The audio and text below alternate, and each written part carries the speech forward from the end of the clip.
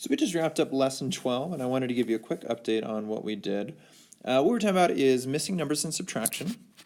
And when we have a missing number in subtraction, I'm going to zoom in here on letter A that we did. We usually put what's called a variable there. We just called it a letter today. Eventually, as they grow in math, they will eventually learn to call that a variable as they get to more algebraic classes. But we can kind of sneak it in here for now. So we would be looking at 14 minus a letter. And the idea of the variable is that it can be really anything. We need to figure out how to define it.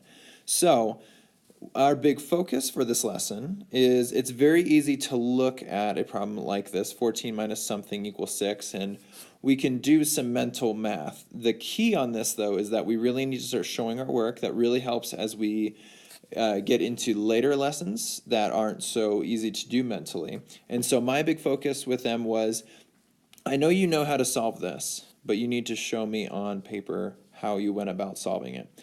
So the question I would ask is, what would you do? How did you know mentally what you would do here? So, someone would say, well, I know the answer is 8. Well, how do you know the answer is 8? Well, I subtracted 14 minus 6. And that's exactly what we're looking for. That process that you're doing in your head, that's what I want you to write down right underneath your initial equation. So 14 minus 6 equals your variable, and your variable or your letter equals your answer. In this case, 14 minus 6 was our letter, and our letter equals 8. So that was one type of problem that we did. I'm going to show you the next type. It's actually a little bit more challenging. A lot of fourth graders struggle with the concept of this. The big idea that they struggle with is that they really want to put a 3 right here as the variable. The problem with that is if you have 3 and you take away 5 away from it, you will not end up with 2. What that means is, especially with subtraction, our larger number is always going to be on top in subtraction. So we're going to need a number that's bigger than 5. So what we would say here is, well, I need something that's bigger than 5, and if I take 5 away from it, I'm going to have 2. Well, what I could do there is then 5 plus 2, I could flip it and add 5 plus 2 to get my variable, which is then 7. So I told them, when you see a subtraction problem with a variable on top or a letter on top, what I want you to do is think, this is when I should be adding because my biggest number should be on top. That way I know when I'm looking at a problem more like A, I should have a smaller number here because it's on the bottom of the subtraction problem.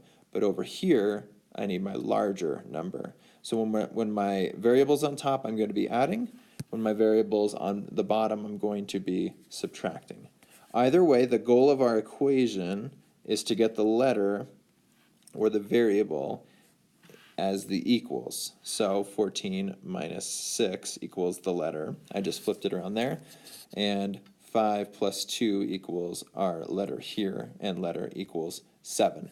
So a big focus on writing equations today. I know we can do this mentally, but this really lays a great groundwork for when we get to later lessons, in the 60s or so, when writing an equation is half of the problem and half of the points that you get. This groundwork that we lay now will pay tons of dividends.